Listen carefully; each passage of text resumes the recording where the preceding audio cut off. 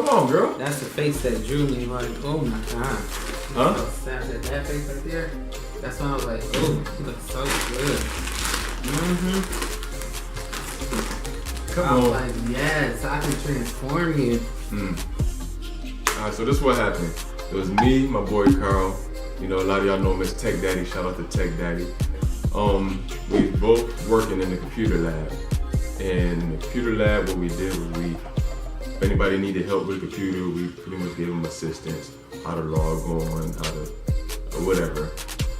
Anyway, so we was, chilling in the computer lab, and, there's one girl that came in there, she always like stare at me, like all the time. So, I caught her staring, but, I never really said nothing, So, it was one time where she, I caught myself staring at her. I was like, oh man, she got some real pretty eyes, So I was telling my boy Carl, hey man, check out her eyes, man. She got some real pretty eyes. And he was looking at her, oh yeah, he didn't really care, his mind was on something else. So, I left it at that. So then I started seeing her coming in there, she, with her mother and everything, and I kept catching her staring at me, and her mom was looking and pointing, and I knew they were just talking about me, whatever. So I didn't think nothing of it. I was like, they just sweat me. Anyway, we both had this mutual friend named Venus, and one day, she was telling me that she was interested in me. The girl said that had the pretty eyes. I was like, oh, she interested in me?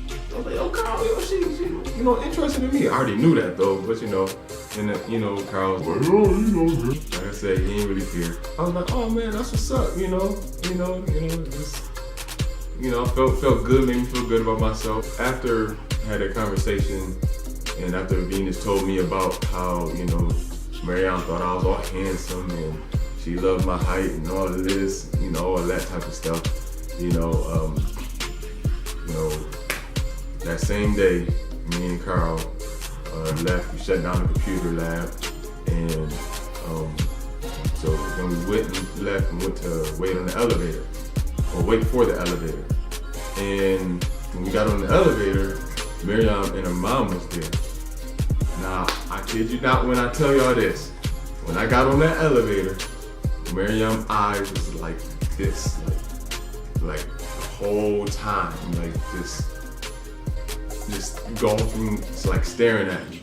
It made me uncomfortable to the point where I had to lean against the door and like look at the door and wait for it to open up.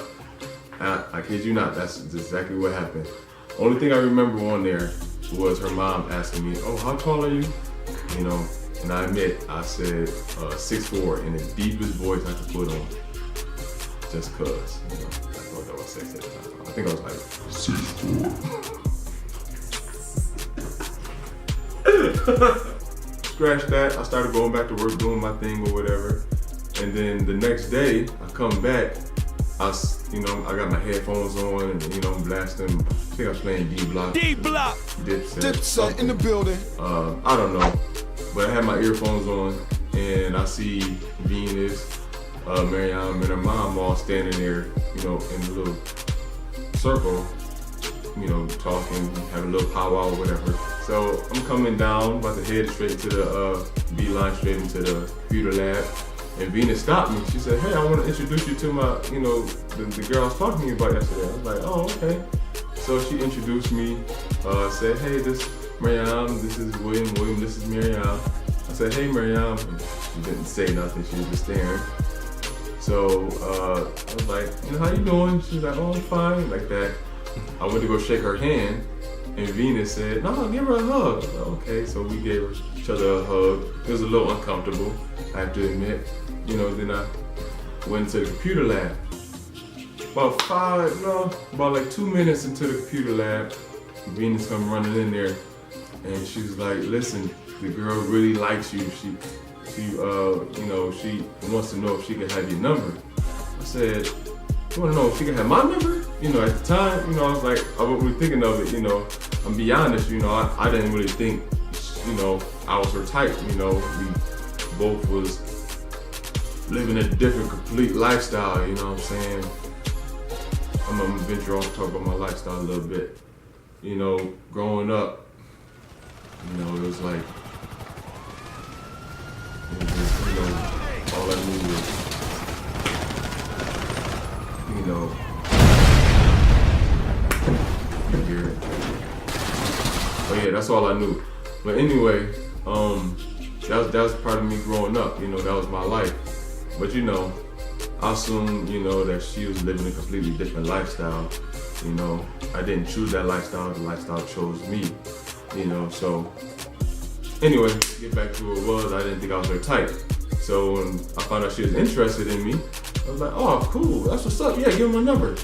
And she, you know, ran out the room, and I tried to stop her and said, no, but she just didn't listen, she kept, you know, left the room. I tried to stop her because, you know, I wanted to go out there and talk myself because I thought it would be a little whack if, you know, she went out there and said, yeah, you know, you can have a number instead of me going out there and trying to, you know. But anyway, she came back with this number. It was like the prettiest handwriting I've ever seen. You know, it was like, I could tell she took her time, you know, writing the number. But so I got her number, and I called her after, you know, work study was over with, and she didn't pick up. So I called her again, she didn't pick up. So what's going on? Like, called her again, she didn't pick up, so I left her answer on the answer machine.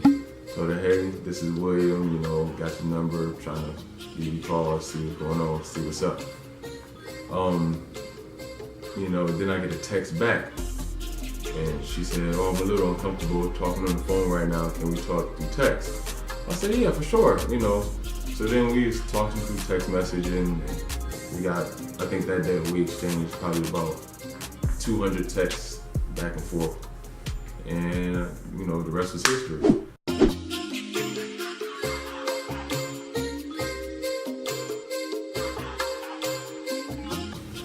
Okay, so let me tell you what really happened.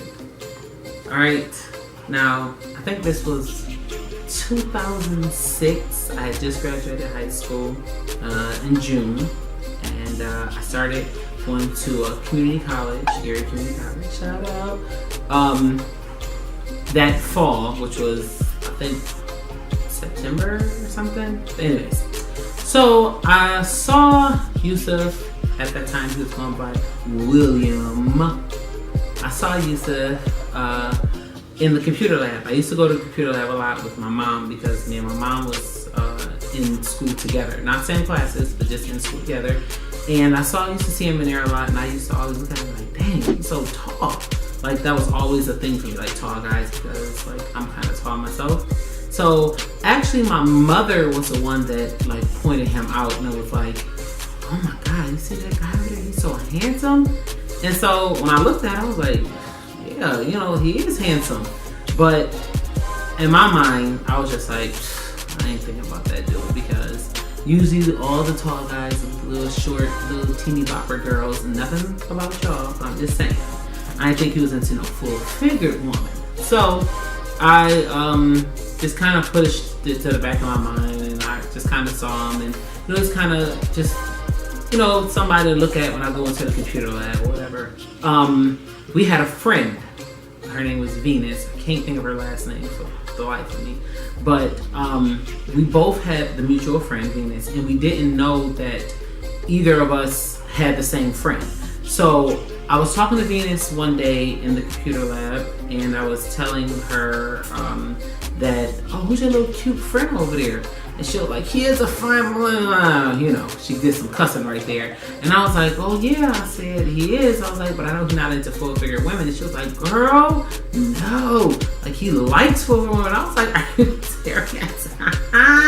So,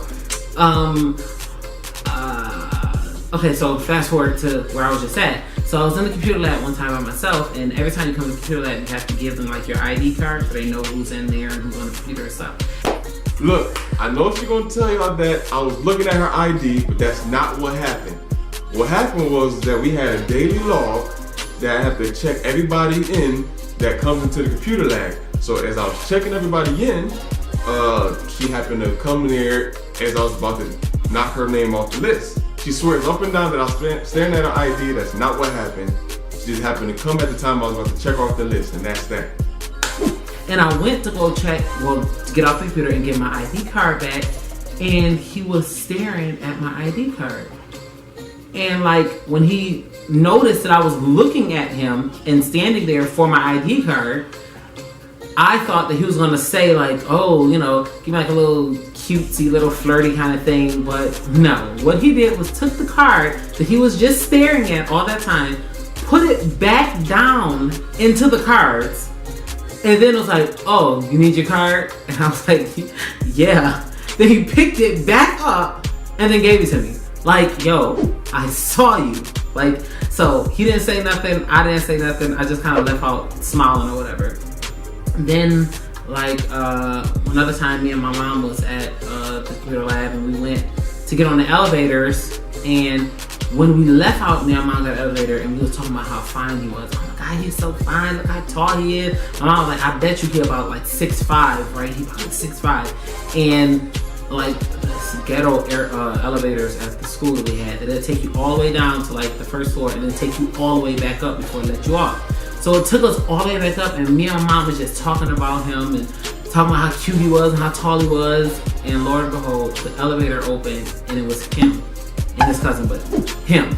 So he walked in the elevator, and I can't even remember what I did. My mom asked him how tall he was, and he told us 6'4" and da da da da. But when he got off the elevator, my mom was telling me, dang, Maryam, I was like, you was just staring at him? And I was like, oh my God, I was? She was like, yes, like, if he didn't pick up those vibes, something must be wrong with him. And so, was talking to Venus, our mutual friend, again. I think this is like the time that he didn't even ask my number, y'all. She had to get it. Venus did. So, Venus was talking to me and my mom, and we was talking about Yusuf, and she was saying how he's a good Christian man and how he doesn't party or he doesn't drink and smoke and stuff like that. And so she was like, oh yeah, I'm gonna tell him about y'all when he come up there.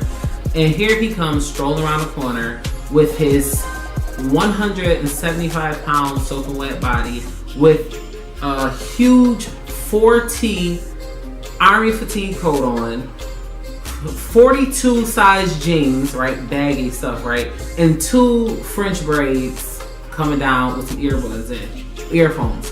And she was like, oh yeah, there he is right now. She's like, come on over here.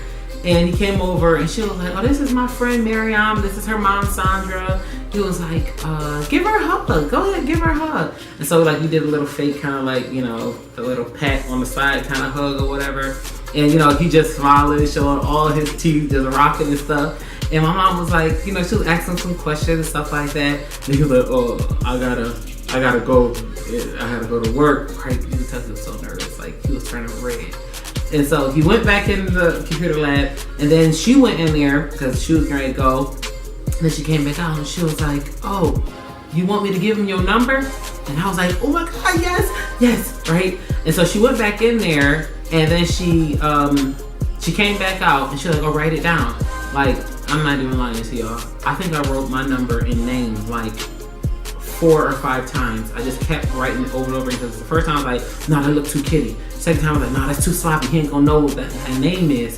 Then like I wrote it so many times, and I finally got it to where I think that it was perfect. And I ripped it off my notebook and I gave it to her, and like the rest was history. Now here it is. It's June 15th today, 2018, and next month on the 10th we will be married for 10 years. 10 years, 8 children, and forever love. So that's my story, and that's the truth. Okay. So what are we talking about? So are you happy with those lies you just told? I didn't tell no lies. Yes, you did. You was just logging my ID. That was true. No, that wasn't. That was true. And even if it was true, you were gawking my ID. Okay. So let's go over it. Let me see. What? You bring up your lies, and I'm going to debunk them. I didn't lie about anything. Yes, you did. Okay. So what about the time where I had to call you and you wouldn't pick up? And you text me and said, you're not comfortable. You're not comfortable. I think he told this story to himself so much that he actually believes it. I can't. This guy is ridiculous. He got my number. He texted me. He was like, "Yo, this is William." I gotta sound like that. This is William. I just got your number tonight. I'm gonna call you a little later. Listen. And that was it. And then you called me later. I might have stretched that just a little bit. A little. You You stretched that more than taffy. Alright, what about the elevator? What about your the eyes elevator? is like just staring at me the whole time. Now I admit I was staring at him, but was my eyes like this? No, Yes, I yes, had it that was. seductive stare. I was like, I went on it was like, it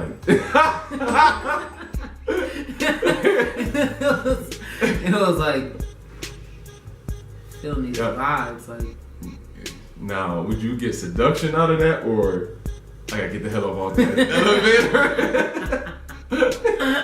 it obviously worked. Hello. Listen, okay. What else did I say? Yeah. What else? I mean, everything was. You can't even remember. Well, when I came around the corner and tried to shake your hand, and Venus is like, "Oh no, give her a hug." Did you try to shake my hand? You try to shake her hand. I can't even believe this dude. No, he didn't try to shake my hand. He just stood there, dude, with the earphone, holding the earphone. And she was like, "Give her a hug." And he just kind of was like the awkward tall person, short person hug. Well, one thing is for sure. I wasn't staring at him. One thing for sure is that, my life, I grew up around nothing but gangsters and thugs, criminals and drug dealers and winos and crackheads and all that. She grew up in the suburbs.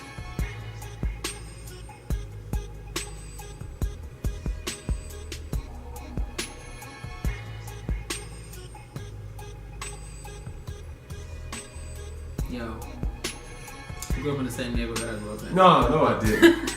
No, I did not. First of all, I didn't grow up in no suburbs. Repping Holland all the way. But no, I ain't grow up in no suburbs. Holland Street is about this big. That's why I'm repping it, because I know everybody on that street. That's the whole neighborhood of Holland. This is one little street. So what did you grew up with the same? What are you talking about? You was around the corner. No, it wasn't. Your grandmother was around the corner. But this thing, so I grew up around all he ain't grew around up Buffalo. with no thugs and criminals, all that kind of stuff. He was a pretty boy. He was the cornrows and the 4 earrings, and he was trying to get all the girls and stuff. And the fake with what was that? The edge up with the braids. I was like. Anyway, that was when I got braids. You know what I'm saying? That sort of just came with it. It's just how my hair just finessed itself. Ooh. I didn't even try to do that. Ooh. Went to the barbershop one day, came back. Ooh, look at him. Ooh. That's how that happened. Wow. But anyway, look. I grew up all around Buffalo, New York. All right. The main neighborhood that I grew up in was Pershing Street on Broadway, right across the street from School 44, where all the roughest, toughest, most ruthless children grew up. You don't even listen. Would you go to School 44? Listen, I gotta say something about School 44. I went to School 57, and once you graduated School 57, went to the 6th grade. Like once you graduate that, you transfer to 44. I was like, no. Exactly. Me and my mom was like, no. 2 different lives. It wasn't that much. 2 different lives. I was out in them streets. Okay. What are we gonna talk about now? Obviously, my story is more in tune with the truth. His story is not unbelievable. I had timelines, I had dates, I had structure to my story. This dude was bouncing around like a pinball machine. So, Mr. Muhammad, out of all this and those corny lies that you told, do you still think we're better when we're together? Absolutely. we had to put a cheesy moment in there.